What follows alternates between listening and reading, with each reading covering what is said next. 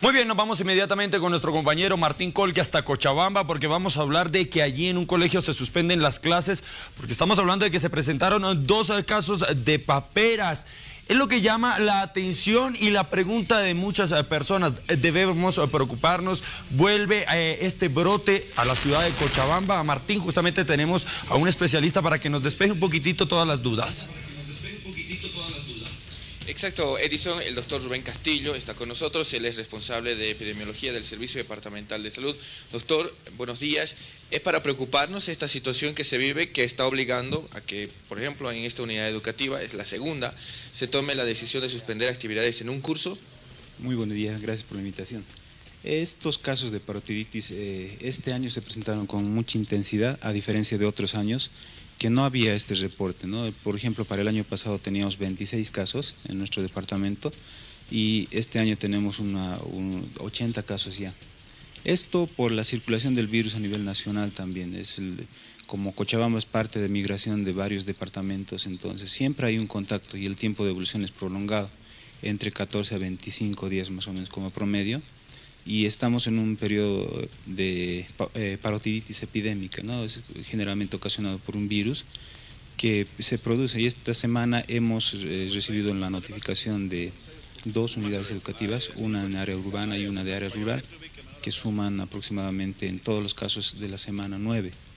Entonces, tampoco es para ponernos en alarma en este caso, sino simplemente alertarnos y aumentar la vigilancia epidemiológica con la notificación de casos. La diferencia con otros años se deja notar. ¿Por qué ocurre este año y no en otros?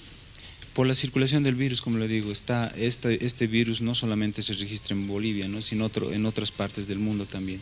Y en Bolivia más o menos se da un ciclo entre 7 a 10 años más o menos para que se ocurra estos picos habitualmente. Ahora, los padres de familia son los que generalmente detectan en las unidades educativas. ¿Es pertinente esta medida que se están asumiendo? Ocurrió hace 2 a 3 semanas en la primera unidad educativa privada y ahora ocurre en una segunda unidad educativa donde se suspenden actividades en un curso. Sí, la medida habitual no es suspender actividades escolares o actividades educativas, sino que simplemente es el aislamiento de la persona, del enfermo en este caso. Nosotros hemos recomendado mediante nuestro personal de salud a las unidades educativas, pero por presión de los padres de familia y la preocupación también de las autoridades educativas, deciden tomar esto, ¿no? Nosotros les recomendamos siempre la desinfección de ambientes, superficies principalmente, y medidas de higiene que se debe implementar en el colegio, como el lavado de manos, y alguna medida más habitualmente que se hace, ¿no? Pero nunca hemos recomendado que se suspendan actividades. Eso es por iniciativa propia de los directores en este caso y padres de familia. ¿Acciones preventivas que deben tomar los padres de familia? Sí, esta vacuna, esta enfermedad se previene con una vacuna, la SRP, que se aplica entre los 12 a 23 meses y actualmente estamos haciendo un refuerzo previniendo el sarampión, porque es una vacuna trivalente para la sarampión, rubiola y parotiditis.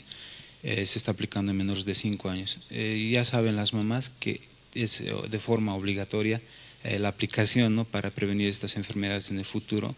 La vacuna no se aplica en la adolescencia, simplemente es en el rango que hemos mencionado. Bueno, es para alarmarse como está ocurriendo en Cochabamba, porque en verdad se están tomando decisiones que afectan no solamente el desarrollo académico de actividades que existen, sino podría poner en susceptibilidad también al resto de los padres. Justamente es el problema de la parotiditis.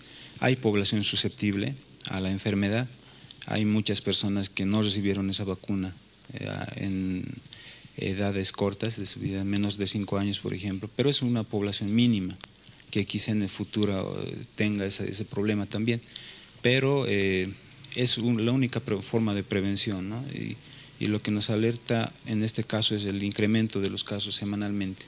¿La manera de contagio cómo fue?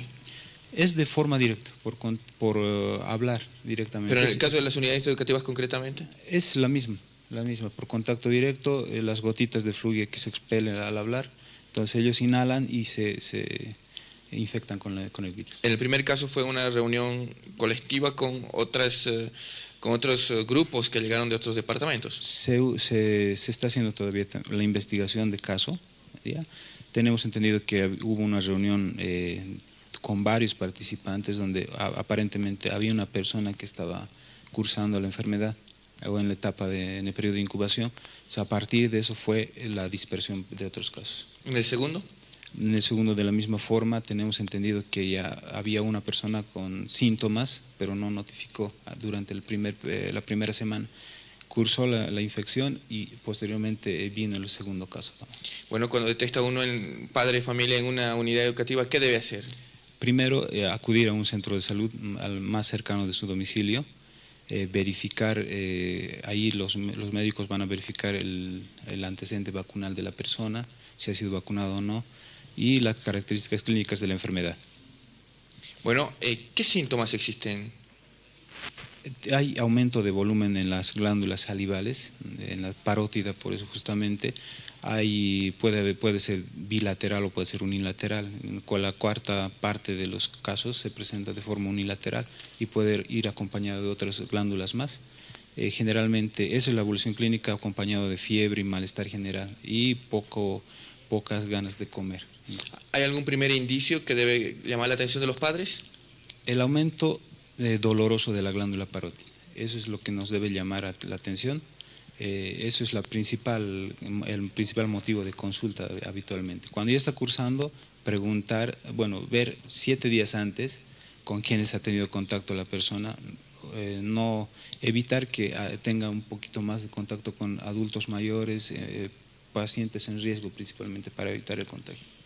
Bueno, Edison, así está la situación en Cochabamba. Si tienes consultas. Bueno, no, justamente Martín, lo ha dicho todo el doctor Rubén Castillo, a tomar los recaudos y las prevenciones necesarias, como lo ha dicho el doctor. Recordemos que esto no solo nos debe preocupar en la ciudad de Cochabamba, sino a nivel nacional. Aquellos padres de familia que sientan que sus hijos están un poco enfermos, bueno, siempre hacerlo revisar por un especialista, por un médico, para que les digan cuál es la enfermedad que tendría, porque recordemos que no solo se ven afectados, en este caso, 2 alumnos, que son los que están con paperas, sino toda la unidad, porque se suspenden las clases y se ven afectados. Muchísimas gracias, Martín Colque, por este contacto.